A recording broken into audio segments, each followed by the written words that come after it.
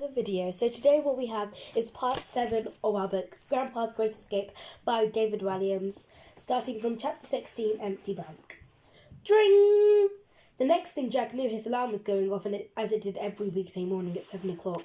As he lay on the top bunk in his bedroom, his hand groped for his old tin wind-up RAF clock, and he turned it off. With his eyes still closed, the boy suddenly remembered that his grandfather had gone to sleep on the bottom bunk. He lay there for a moment, listening out for the old man snoring. "That's strange," thought Jack. He couldn't hear a thing, yet he could feel the key still safely hidden under his pillow. The door must still be locked. There was no way Grandpa could have got out. All of a sudden, Jack realised he was cold, painfully cold. The top of his blanket felt icy. The model planes above his head were slightly dusted with frost. It had to be the same temperature inside as it was out. At that moment, the winter wind whipped up, making his curtains flap. The window must be open. For a moment, Jack couldn't bear to look below the bottom bunk. Slowly, he summoned all his courage. He took a deep breath before peeping down. The bottom bunk was empty. The bed was so neatly made, it was as if it had never been slept in. That was very Grandpa. Despite making a daring escape in the middle of the night, he couldn't leave his bed unmade. His time in the RAF made him a stickler for everything being spick and span. Leaping out of the bunk bed, Jack dashed to the window. He looked along the row of frosted gardens for some sign of the old man. Next, his eyes searched all the trees, roofs, and even lampposts in case his grandfather had climbed up one of them. Nothing. Beyond the garden sat the park. It was still early and empty of people. The wide expanse of grass was covered with a thick layer of frost, and Jack couldn't make out any footprints. Grandpa was long gone. Chapter 17. Nothing. Days and night went by with no sign of the old man. The townsfolk formed search parties, the police were called out, and Jack even made a tearful appeal for a safe return on the local news. Nothing. On the boy's instruction, all the highest points for miles around were checked. The tops of the hills, roof of any tall building, the church spire, of course, even electricity pylons. Nothing. Jack designed the missing poster for his grandfather. He had hundreds photocopied at school and trundled around town on his trike, sticking them up at every tree and lamppost he could find. Nothing. Every time the telephone or doorbell rang, Jack would race to answer it, praying it would be news about Grandpa, but there was no trace of him. The boy felt guilty and would cry himself to sleep at night. His mum and dad told Jack not to blame himself, but over and over he wished that he had listened to them. Perhaps an old folks' home was really the best place for Grandpa. At least he would be safe there, though the boy hated to admit it. It seemed Grandpa was now far too much of a handle for the family to look after. As each day passed, the sense of absence grew deeper. Yet, after a while, Jack realised something awful. The world kept turning. His mum and dad went back to work. The people of the town returned to their lives. A missing old man had just become old news. Most of all, it was not knowing that was agonising. Had Grandpa gone forever, or was he lost somewhere, in desperate need of help? Reluctantly, the boy returned to school. It was hard to concentrate at the best of times, but now Jack's mind was really elsewhere. Whatever the subject, all he could think about was his grandpa. After school every day he would stop at Raj's shop to see if there was any news. Ding! Went the bell as Jack entered the newsagent's. It was now a whole week after his grandfather's disappearance. "Ah, young Master Bumpkin, my favourite customer. Coming out of the cold, please," called Raj from behind his counter. In such a low mood, all the boy could muster was a polite nod in the newsagent's direction. "I scored all the newspaper again today, but I'm sorry to hear there's no sign of your grandfather," said Raj.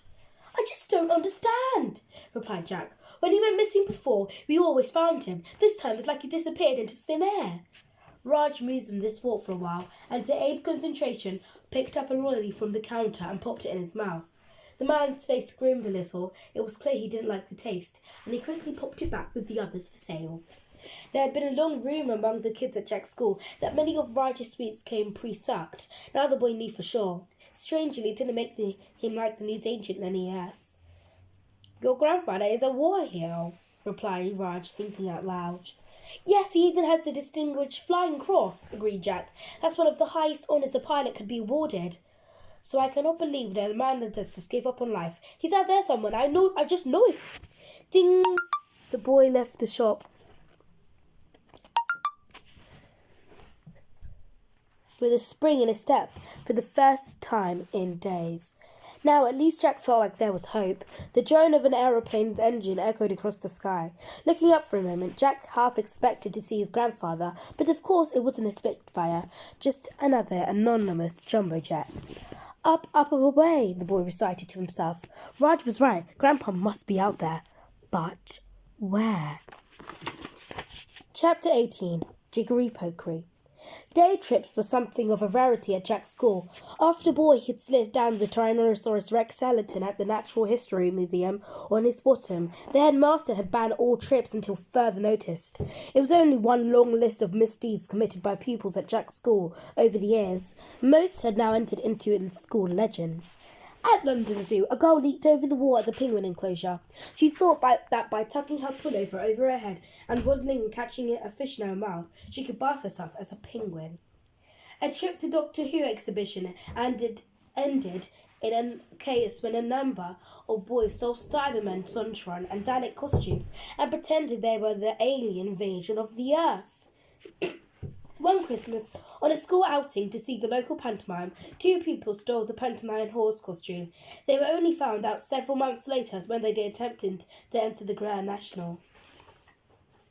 An excursion to an ancient fort took an unfortunate time when the teacher was fired out of a cannon. He was later found up in a tree 2 miles away. On an outing to HMS Victory, a group of boys pulled up the anchor and set sail. They hoisted a skull and crossbones flag and declared that they were pirates. After several months at sea, the boys were apprehended by a Royal Navy aircraft carrier. A day to the local farm ended in disaster. When the geography teacher was herded into a sheep dip and all his hair was sheared off, it was slightly preferable to previous year when the pupils had attacked him to the milking machine. At the National Gallery, a boy scored Gaz Wazir with a black marker pen on a priceless Turner masterpiece. At first he denied it before being reminded that he was the only boy in school called Gaz. An outing to the Bank of England ended in disgrace for the school when they had realised £1 million had gone missing. This maths teacher, Mr. Flidge, is still in prison for his role in the robbery. On a visit to the local fire station, the fire chief regretted letting the children loose on one of the hoses. A teacher was propelled into the air by the spray and kept up there for an hour until the water ran out. The school had been banned forever from Madame Tussauds waxworks in London after a couple of boys made a replica of Mrs. Thatcher. The next day they wheeled the waxwork around the school on a skateboard, pretending the Prime Minister was on visit. Despite this long list of offences, Mrs. Verity petitioned the headmaster to lift the ban. Eventually, she was granted permission to take her history class on a visit to the Imperial War Museum in London. Miss Verity was well known for being the strictest teacher in the school, and the headmaster was sure there would be no funny business on her watch. Jack had been so distracted by his grandfather being missing, he had all but forgotten about the trip. First thing in the morning, with his head elsewhere, the boy boarded the coach. Needless to say, before the coach had even left the playground, all the kids had scoffed the entire contest of their packed lunches. The greedy little tykes. Returning to the Imperial War Museum was bittersweet for the boy. Jack had visited it many times before with Grandpa. It was like a second home to them. Of course, this is when Grandfather still knew he was a grandfather. As the coach pulled up outside, Jack recognised the museum at once. It was an impressive building with the Roman-style columns at the front, a green dome on the roof and 2 naval cannon pointing proudly aloft in the courtyard. The trip was nearly cancelled before anyone had even got off the coach. 2 boys on the back seat had pushed their bottoms against the window to moon some elderly Japanese tourist. After Miss Verity gave them both life sentences and detention, she made a speech to all the children on the coach. "Now, listen up!" she shouted over the excited hum. The children were buzzing, having wolfed down all the cakes and chocolate bars in their lunchboxes. They were far too hyper to be quiet. "I said, listen up!" she bellowed, and there was silence. "Every single one of you will be on your best behaviour today. You are a walking advertisement for the school. That if there is even a hint of jiggery-pokery, monkey business or chicken of any kind, we are all getting straight back of the coach." Like all other kids, Jack had no idea what jiggery-pokery meant exactly, but he imagined it might include sliding down a priceless dinosaur skeleton on your bottom. Now, here are the worksheets, announced Miss Verity, handing out bundles of A4 paper. There was an audible groan from all the kids, who were looking forward to the day trip being something of a DOS. There's even a sheet for you, she said as she handed one to the baffled-looking coach driver. What am I looking for today are 3 Fs. Facts, facts, facts. Jack scanned his worksheet. There were hundreds of questions, all dealing with boring historical details. Dates, names, places. Jack and his classmates were going to have no time to marvel at the exhibits. Instead, they had to spend the entire time reading every sign on every wall and jotting down every last fact. The Imperial War Museum was full from floor to ceiling with tanks, weaponry and uniforms, all from past and present. Jack's favourite part of the museum was the great room, where planes hung from the ceilings. It had inspired him to display his model aeroplanes in his bedroom in much the same way. The museum had the most remarkable collection of fighter planes. There was a World War I biplane, the Sopwith Camel, a Liftwehr Focke-Wulf, and an American Mustang. However, pride of place was given to the most legendary fighter plane of them all, the Spitfire. On seeing her again, Jack's heart began to sing. Somehow, she made the boy feel close to his grandpa again. And that's where we're going to leave part 7 of our book, Grandpa's Great Escape. We've only got a few pages left until we finish the book. So I'll see you all next time. Goodbye.